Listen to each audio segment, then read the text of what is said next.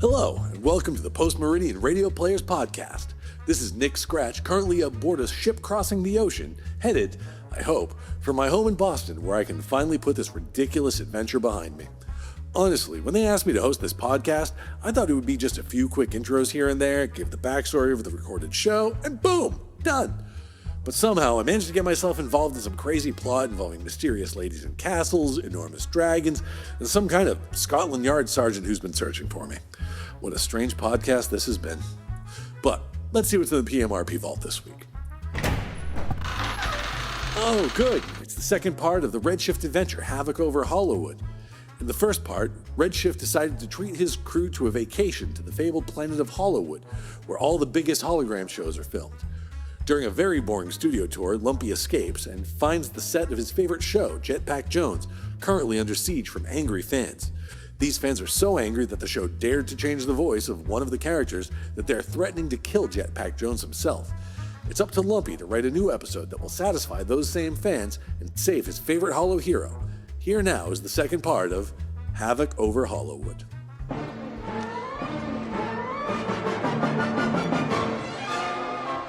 And now, the makers of Cosmo Flakes, the breakfast of humanoids, bring you the thrilling conclusion to the most recent adventures of Redshift, the sworn defender of justice, fair play, and writers who get residuals off internet sales.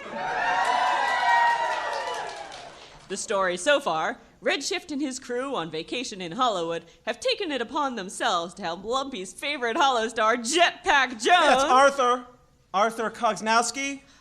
Have it your way. The crew decided to help Lumpy's favorite Hollow star, Arthur Kognowski, better known as Jetpack Jones, produce a Hollow series to satisfy his best and worst fans. Lumpy, no stranger to writing his own Jetpack Jones stories, is called upon to write Jetpack out of trouble for real.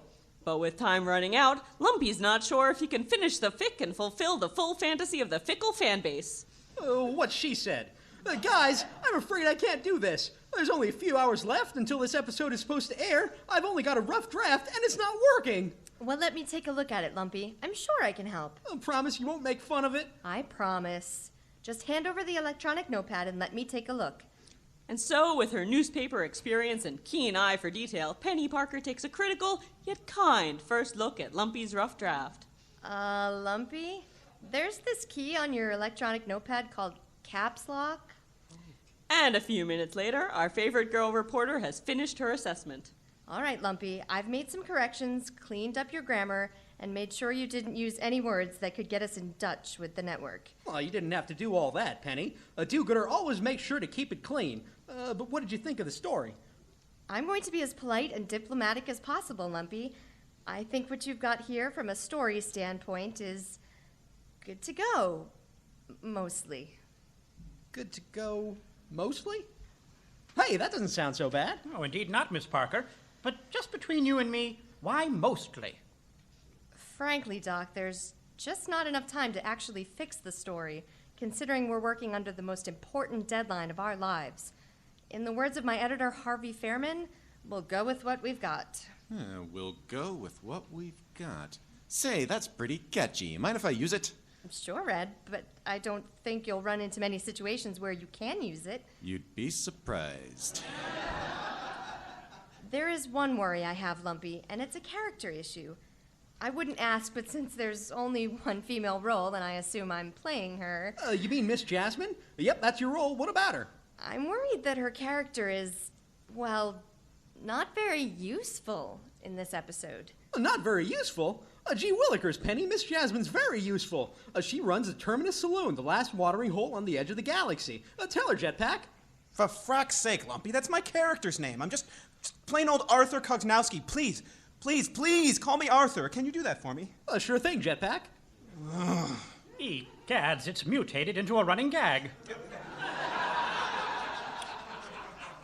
Penny, I can assure you that Miss Jasmine is indeed one of the most crucial characters in the series. Her saloon serves as Jetpack's unofficial base of operations. Every good adventure starts in a saloon. Fine. But in this episode, all Miss Jasmine does is find herself in mortal peril, and it's a pretty silly contrivance, if you ask me. It barely fits in with the actual story. It's as if you've written her in simply so that she can be saved by Jetpack Jones. Well, that's pretty much kind of what Miss Jasmine is for.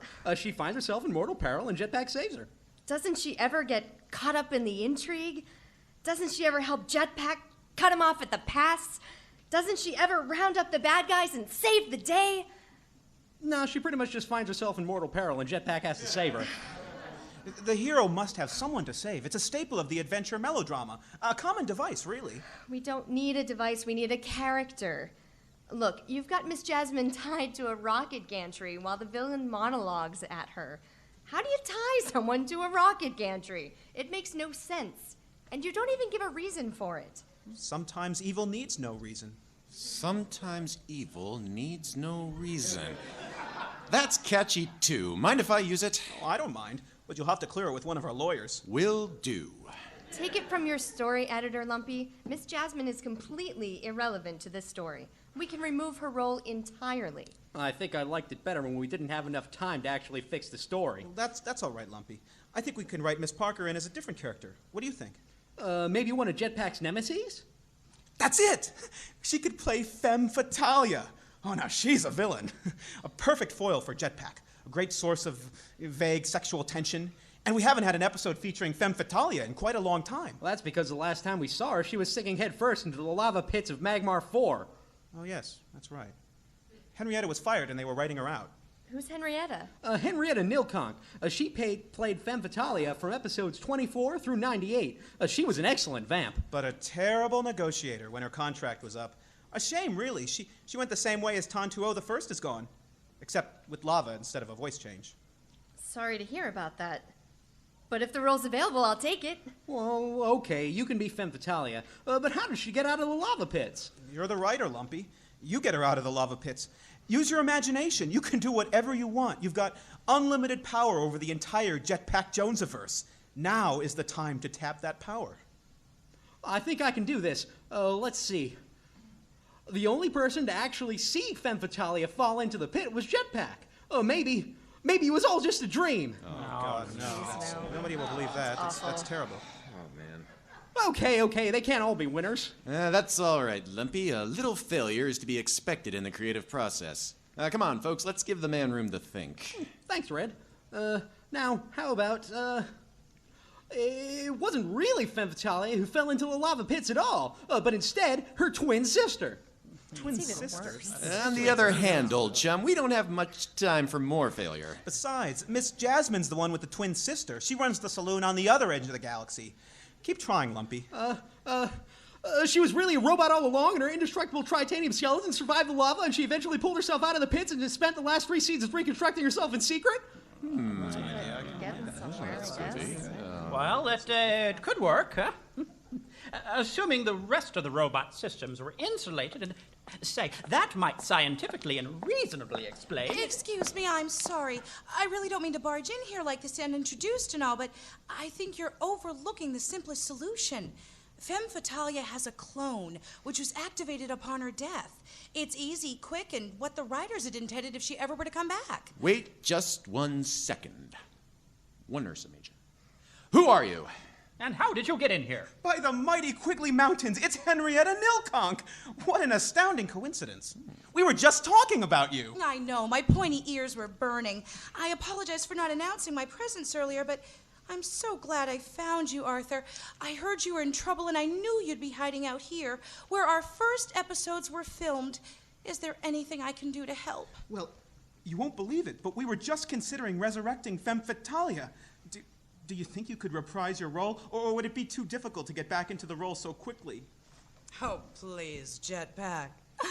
You make me laugh. It's not difficult at all.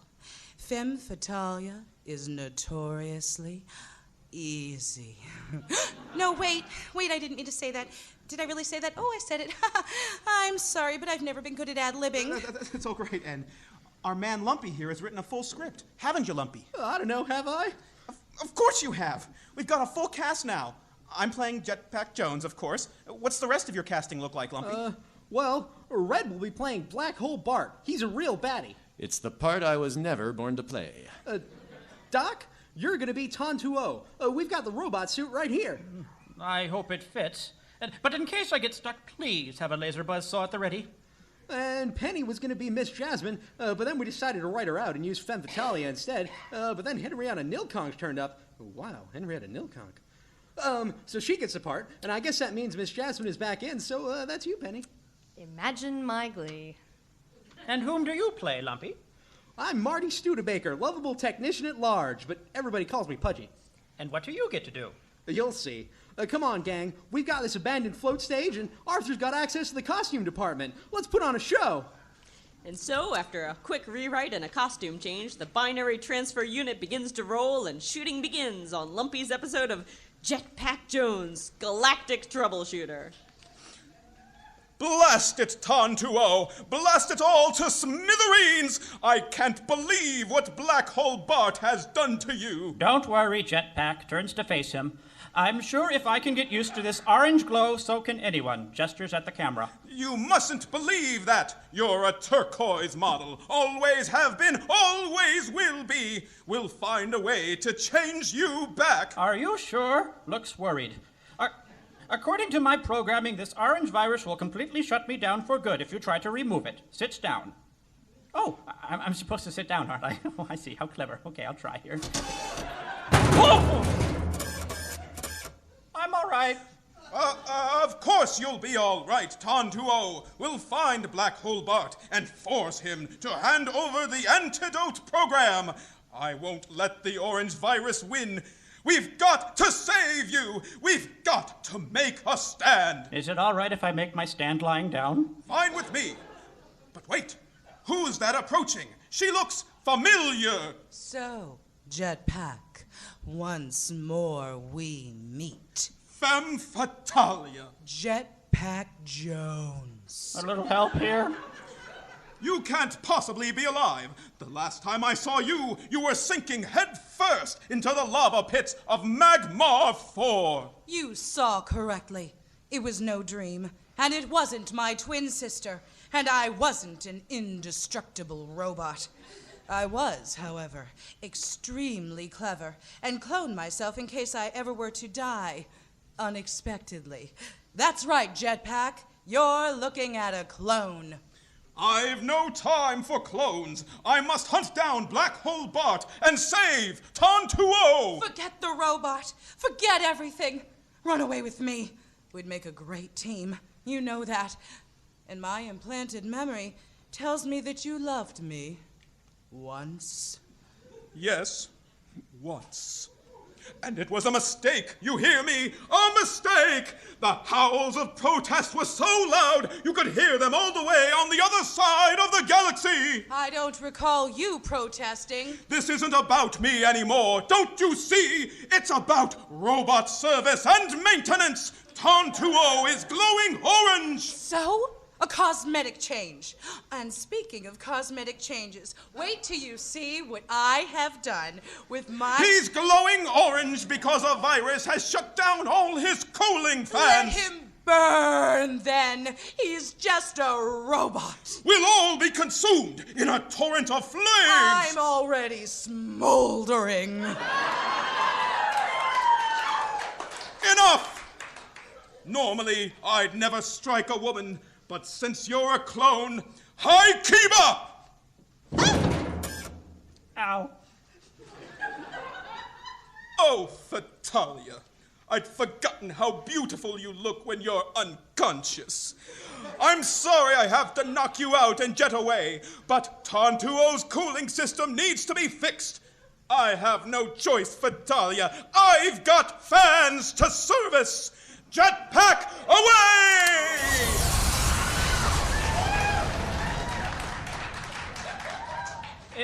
Pardon me, madam, but you landed on my gasket. I'm so sorry. We can edit that out, can't we? Yeah? And so, with precious minutes ticking away until the deadline of all deadlines, the crew rushes to set Dr. Alberts back upright and finish the episode before it's too late. We'd love to show you the entire thing, trust us, but instead, we take you to the final scene where Jetpack Jones tracks the notorious Black Hole Bart down to some remote corner of the galaxy frontier. All right, Black Hole Bart, I've tracked you down to this remote corner of the galactic frontier, and now it's time for justice! Aha! Jetpack Jones, I got the jump on you. We meet again, and this time it will be your last. I've got you right where I want you. Your days are numbered. You and your pathetic forces can't stop me. I'm invincible. This time the ball's in my court. Bart, it's time we settled this once and for all. You thought I was dead. Well, think again. There's a new ruler in town, and that ruler is me. Remember when I said I'd kill you last? I lied. Scream all you want. We're in space and nobody can hear you. Guards! I've taken care of them all, Black Hole Bart. It's just you and me. Now, hand over Tontuo's virus patch, or I'll blow you to smithereens! You know, I'm beginning to understand why my arch nemeses have so much fun. They get all the good lines. Enough. Hand over the patch. Oh, the patch. Yes, the patch. It's on this encrypted optodisc right here. But don't you want to know what else I've done? All right, I'll ask. What else have you done? I've tied your friend, Miss Jasmine, to that rocket gantry up there. Help! Jetpack! Help!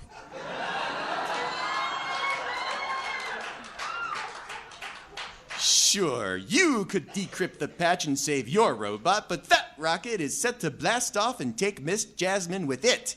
But in the time it would take you to jet all the way up the gantry and save Miss Jasmine, Tontuo will overheat for good. Hurry! Jetpack! Help! What a terrible dilemma! What am I to do? I say fix the robot and write me out of this series, please! Say, maybe I can be of assistance. Oh no, it's a dashingly handsome yet subtly sensitive technician. Jumpin' Jovians, who are you? The name's Marty Studebaker. But you can call me Pudgy for short. I was just in the sector looking for robots to fix, and I see you've got one right here. Yes, that's my robot, Tontuo. A horrible virus has shut down his cooling system entirely. That's why he's glowing orange. Orange looks terrible on him. I can tell he's a turquoise model to be sure. Always has been, always will be. Don't you worry, mister. I know everything there is to know about robots and viruses and stuff. I'll fix your robot while you save that lady. Stellar idea. Jetpack away! No! No! It can't be! The technician is actually fixing Tontuo. Stands up. Glows turquoise. Tontuo is back online. Safe, sound, and turquoise. Thank you, Technician Pudgy. Dances the robot. Curses! Jetpack Jones has gone and rescued Miss Jasmine from the rocket gantry before the rocket blasted off. Oh, Jetpack, you saved me. My hero. Anytime, Miss Jasmine. As for you, Black Hole Bart, this electro net will keep you tied up until the Federales arrive. Captured again and being lifted in the air by an electro net. No!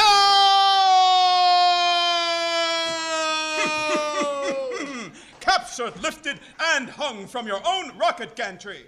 How's that for irony? I'll get you for this, Jetpack Joan, if it's the last thing Ow! Wedgie. Say, Pudgy, you're a good man in a tight spot. Here's an official Jetpack Jones mini communicom. If I ever need you, I'll give you a call on that, okay? I'll always be around to lend a hand if you need me. I have a feeling we'll be seeing more of you in the near future. Come on, Miss Jasmine. Tontuo and I are ready to leave this chunk of frontier rock. Thank you for saving me. Now come on back to the saloon. The drinks are on me. Now that sounds like an idea. So long, Pudgy. Jetpack away!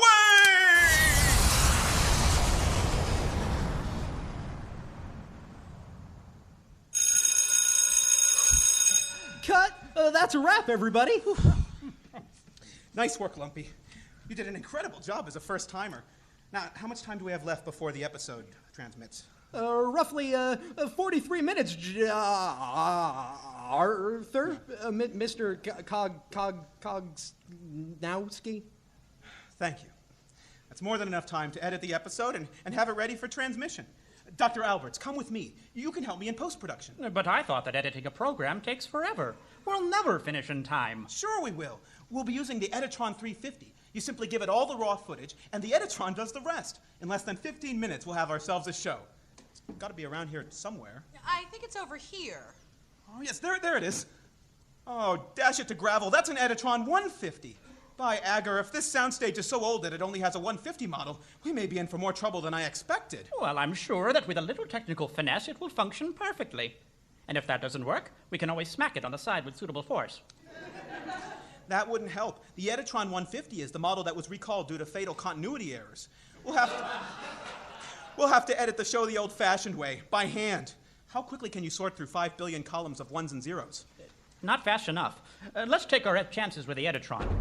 Now, personally, I find the open palm side smacking technique to be the most effective, though some of my colleagues prefer pounding the top of the device with a fist. This is no time for scientific karate, Doc. The Spedicosians have arrived in their hover car, and they're ready to see the episode, finished or not. Yeah, we want to see the first before you send it out to the mundanes. We get first dibs. We always get first dibs. Angry face. Very well. We'll use the Editron 150. But if my jetpack goes missing during a crucial shot, Jones's death will be on your hands. All of them. Just start the editing already, Buckethead. That's jetpack... I mean... Oh, never mind. And so Arthur Buckethead Kognowski feeds the footage to the Editron 150. Lights blink, reel-to-reel tapes whir, and 15 minutes later, the finished product is ready.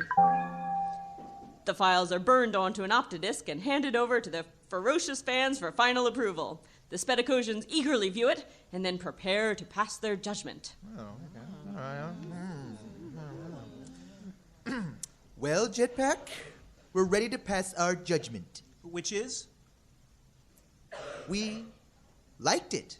We really liked it. All our quibbles were mollified, Ton 2-0 grows turquoise again, and there were hardly any continuity errors at all. Applauding hands.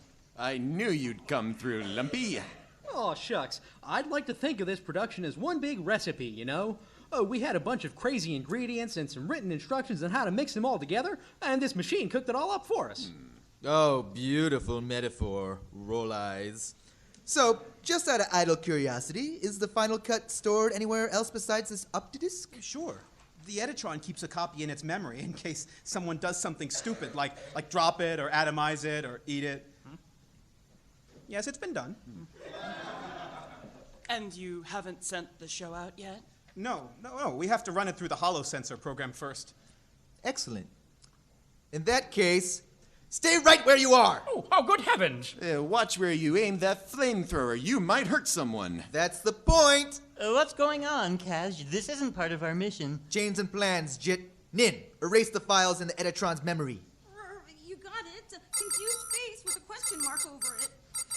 But I don't understand. As usual, noob.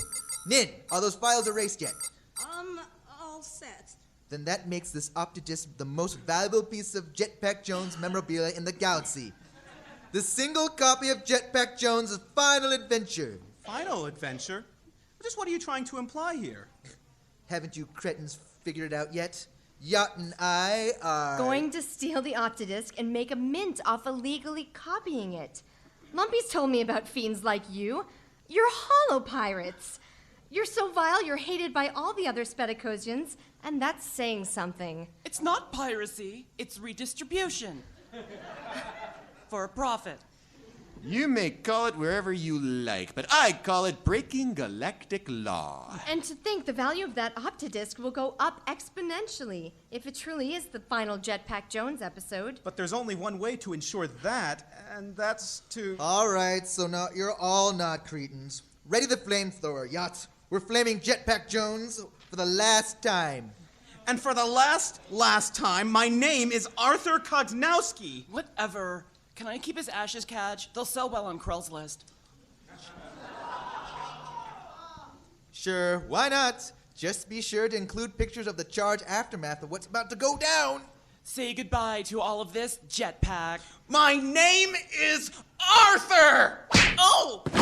Cats, that was a mean right hook. My fang! I think I lost the fang! How'd that happen? You didn't roll with my punch. You'd make an awful stuntsman. And you busted my flamethrower! You'll pay for this, Jerkpack Jones!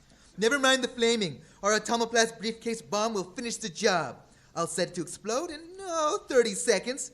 Yeah, get in the hover card. We've got a rocket to catch. Destination, Space Station RI. Cash, I don't think... Oh, you don't have to think, noob. You and Nin are going to stay here. To die. That's not fair, after all we've done for you. Suck it up, Buttercup. You have been trolled. Have a nice day. We've 30 seconds until detonation? Quick. Whoa! Somebody improvise a blast shield. It's all right. It's a cheap model. They all have the same disarm sequence. Let's see. Up, up, down, down, left, right. There. It's perfectly safe now. For all the good that does, Cash and Yacht have the Optodisc, and they're getting away with the only hover cart here. Well, actually, Jit, that's not the case. I was poking around before you all arrived and found 3 studio hover carts in a side garage. Oh, and in the guard shack, I found some spare laser blasters as well. Dibs! Take your pick. All right, Lumpy, it's time for Plan X13. You and I will take this hover cart along with Henrietta. Arthur and Doc, you take that 2-seater. Penny, you, Nin, and Jit take the 3rd and watch our 6. Don't forget the briefcase, Nin. We don't want any loose explosives hanging around. Got it. It's go time!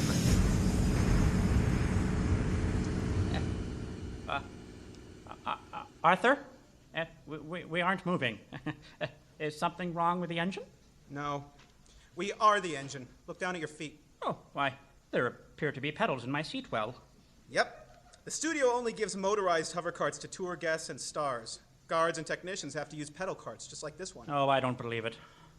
They're going to have to.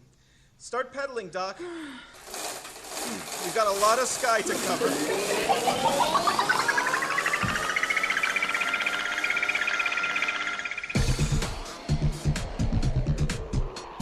And thus begins an amazing and exciting chase through the many floating sound stages of Hollywood. Red skillfully pilots his hovercraft while Henrietta looks for a way to cut the hollow pirates off. Okay, Red, take a left at float station B19. Now take a right and cut through Laguna Plaza. Oh, don't mind the robot crew. I'm sure they're just resting between takes. Oh, hi there. Sorry about that. I'm sure you can edit that out later. Henrietta, are you sure this is the shortcut to the launch pads? Of course. I use it all the time. Pull up! Terribly sorry. I'll pay for that as soon as I get back. Oh, gosh. I hope that Alpha Centauri set wasn't too expensive. Meanwhile, Penny and her crew are directly pursuing their prey. We're gaining on him, Jit. Can't this cart go any faster? I've got my pseudopod to the polystyrene, Nin. We're maxed out. Would pressing this button help? Well, good afternoon, everybody, and welcome to the Subatomic Studios Hovercart Tour. How are we all today? I've activated the robotic tour system. Where's the off button? Now, this is my favorite part of the tour. What's that ahead? Oh no, look out. It's a bunch of homicidal hollow pirates. Say, we're within shooting range of those bozos. How good are you with the blaster, Penny? Just watch. Is that laser blaster real? Subatomic Studios strictly forbids live firearms aboard any tour vehicles. We'll have to stop and... Ooh, nice shot. Yacht's shooting after at us. They're returning fire. And I'm returning, they're returning. There's no need to panic. Oh, we're hit. Okay, maybe we can panic just a little now. Well, goodness, we're in trouble now, folks, what with our starboard hover engine out and all. We're spiraling out of control and are now on a collision course with float stage HGW2, which, by the way, was used for every single one of the Glarks brothers' hilarious comedies. Brace yourself for a crash, folks, and thank you for visiting the amazing world of subatomic holography. We'll never survive a crash at this speed. If only Dr. Alberts were here with us. Why? What do you think he would do if he were here? Well, for starters, he'd probably say, we're doomed! Doomed! Doomed!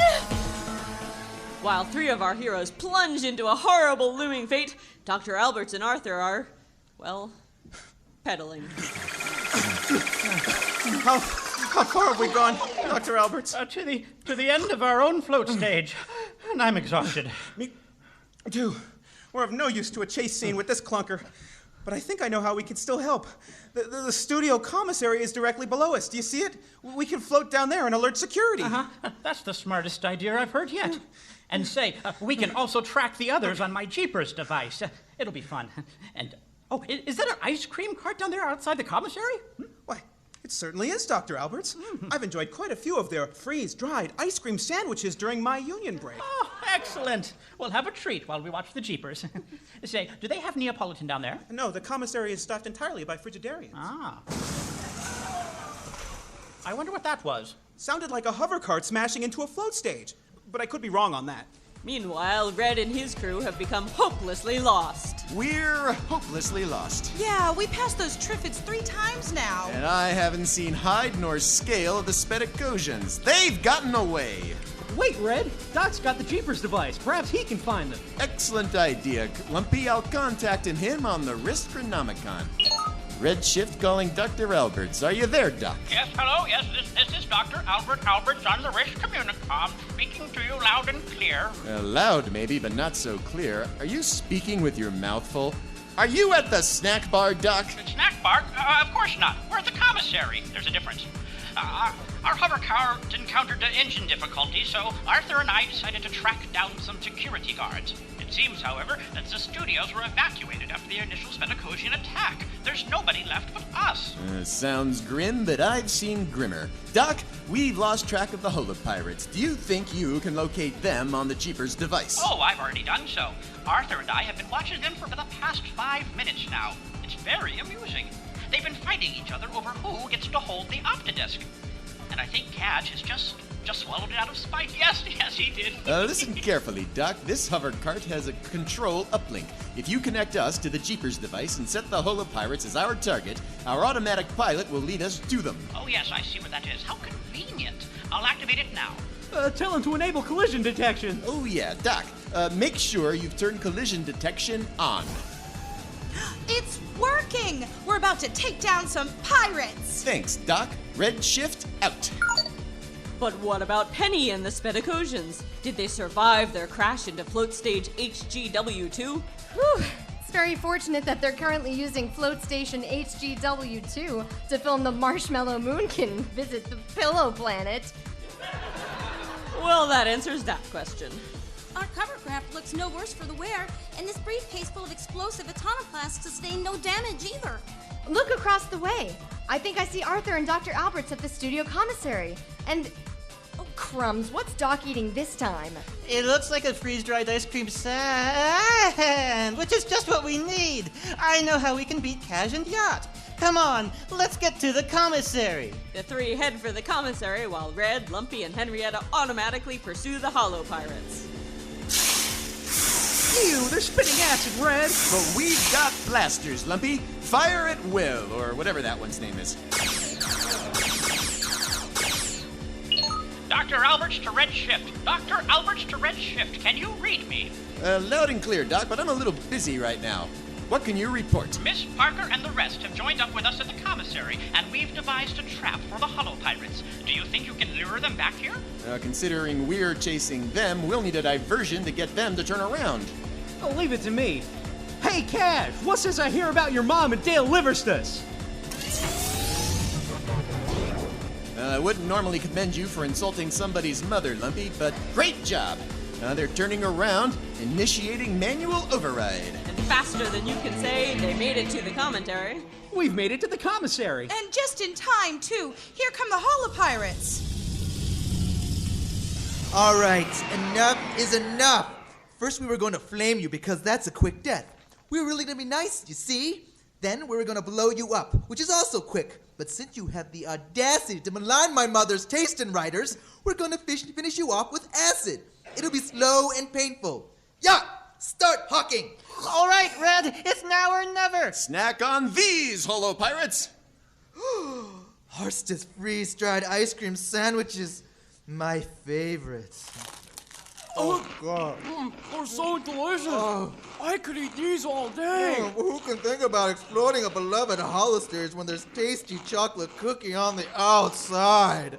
Delicious freeze-dried goodness on the And wait a minute, something's wrong. Do I detect purple mist? It tastes vaguely purplish to me. Oh, I don't feel so good. I wouldn't be surprised, considering we secretly replaced the freeze-dried ice cream filling in your treats with explosive atomoplast. Let's see what happens. Atomoplast? You set us up!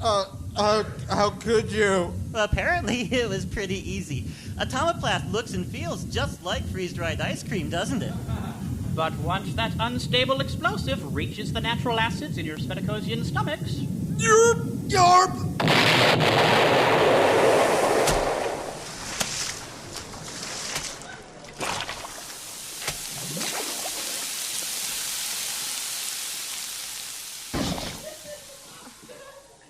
Okay, that was disgusting. Those explosions were slightly larger than we had calculated, Jit. It settled their hash, didn't it? Settled. It turned them into hash. I never thought I'd see the day when junk food would effectively foil a villainous plot.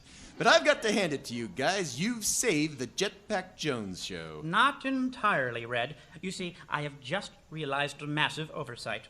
While those two nincompoops were fighting on their hover tram, Cadge swallowed the Optodisc.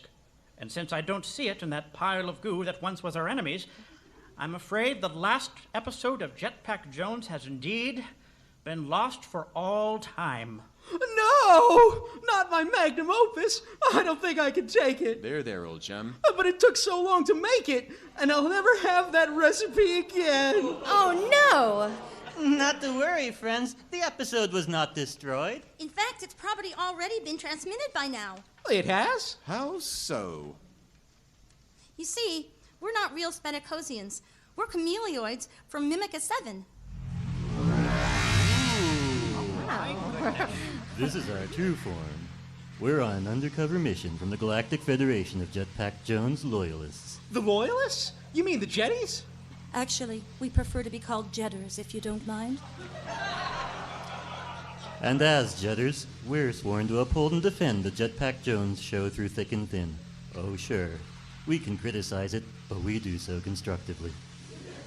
With as little backbiting and squabbling as possible. Our objectives are to infiltrate the Spedicosians and subvert them from within. After 5 galactic years, we reached high enough rank among the most vile of them to be chosen for this special raid on Subatomic Studios. We didn't expect Cash and Yacht to turn traitor and pursue holopiracy, but now that they're out of the way, our mission has just become a whole lot easier. Once the Spedicosians hear that we defeated holopirates, they may make us administrators. With that kind of political power, we'll really be able to do some damage. Well, glad to hear it, but you still haven't explained how my episode was saved. That's easy, Lumpy. Cash told Nin to erase the episode from the Editron. And I'm willing to bet you a sonic screwdriver she didn't. Of course I didn't. It's still there. I also sent a copy to the holosensor, which then sent it off to the main holotransmitter, and according to my chronometer, the show has now been seen by the entire galaxy. You've made the big time. I did? I did! Oh boy, cried Lumpy, and they all ran to monitor the instant feedback from the studio control building. The galaxy loved the show. Even better, Pudgy had become a quick fan favorite. What did you expect, Lumpy, said Arthur. The audience knows a good character when they see it. And to think, said Red, this wouldn't have happened to us if we hadn't gone on vacation. Vacation, said Penny. After this, I'm gonna need a vacation from this vacation. Everybody laughed. Nin and Jit returned to Spedicosia, became administrators, got married, and had a boy named Sue. Arthur and Henrietta got married, and Red, Lumpy, Penny, and Doc went back to the ship and blasted off for another exciting adventure. The end. So, what did you guys think? That was certainly a story, all right. I like the part where I got to say all those catchphrases. Thanks for sharing your tale with us, Lumpy. When did you find time to write the whole thing? Oh, I wrote it all in Marvember. It was part of Inpagafa Feasterimo. Inpagidkajagugu. Just what in blazes does that gobbledygook mean? Inpagafa Feasterimo, Interpan-Galactic Fanfic Story Writing Month. It's this kind of challenge for writers, see? You have one whole galactic cycle to write a full story about your favorite show or movie or mind game or whatever. I wrote every day, and let me tell you, it was tough. In fact, I didn't nearly finish, but I was able to think of an ending on the very last day and finished it just in time. I admire this exercise in work ethic, Lumpy, but please help me out here. There's just a few things I need to confirm. You wrote a story. Yep. About us. Uh-huh. Where we have to help your favorite Hollowstar. Right. And in your story, you save the day by writing an episode of his show, which we then all star in. Affirmative. And in that story, your character saves the day. That's it in one. Aw, you were listening all along. Thanks, Penny. You know, in the course of our exciting adventures, we've encountered bizarre dimensional paradoxes, quantum fluctuations in the very fabric of time and space, and alternate universes a micron apart from our own. But I think I just got a migraine trying to sort this all out. I'm going into my quarters and taking a nap. I, too, am experiencing similar cranial discomfort, so I shall retire to my quarters, turn off all the lights, and make soft keening noises while curled in the fetal position.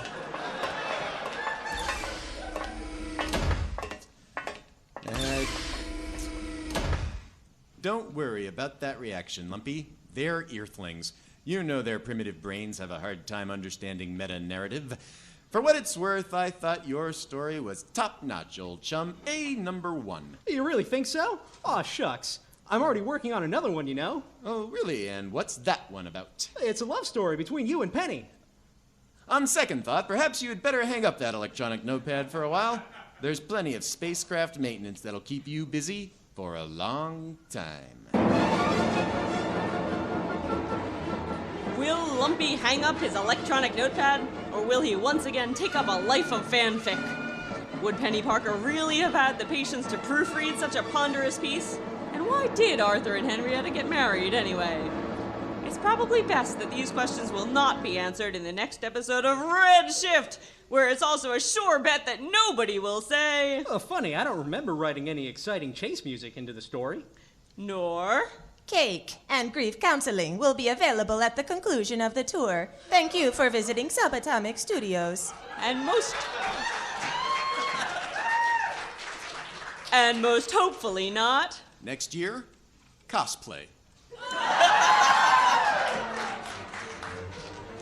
In Red Shift Interplanetary Do-Gooder, Red Shift was played by Michael McAfee. Josh Nicholson played Lumpy. Rob Noyes was Dr. Albert. And Renee Johnson played Penny Parker. Joy Fowler played the tour guide.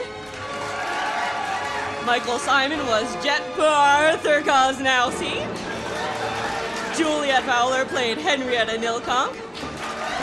And our special guest villains were Mayor Freed, Christian Sterling, Julia Lunetta, and Brian Rust as the Spedicosians.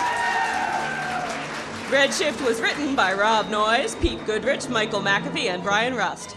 Neil Marsh is our technical director, and Renee Johnson our producer. This episode was directed by Rob Noyes. And I'm Gilly Rosenthal, your narrator, reminding you that Red Shift has been brought to you by sugar-infused triple-grain Cosmo Flakes, the breakfast of humanoids, and by Harsta's freeze-dried ice cream sandwiches. Future dystopia never tasted so good. This has been a presentation of the Post-Meridian Radio Players in association with the Aresia Ultraviolet Network. Stay tuned for second shift in most of these auditoriums. Good night.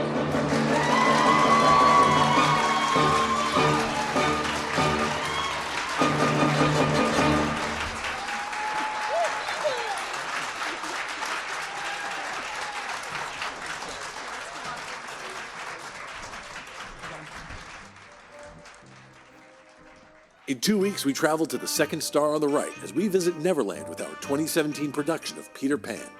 If you like what you hear, you can check out more about the PMRP, including upcoming performances and auditions at their website, pmrp.org, or their Bandcamp store, pmrp.bandcamp.com.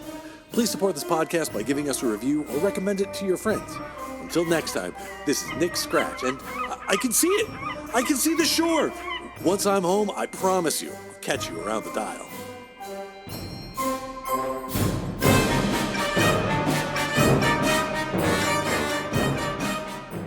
This has been a production of the Post-Meridian Radio Players. Copyright 2026. This recording may be freely distributed as long as the full credits are included. For more information about our group, please visit pmrp.org.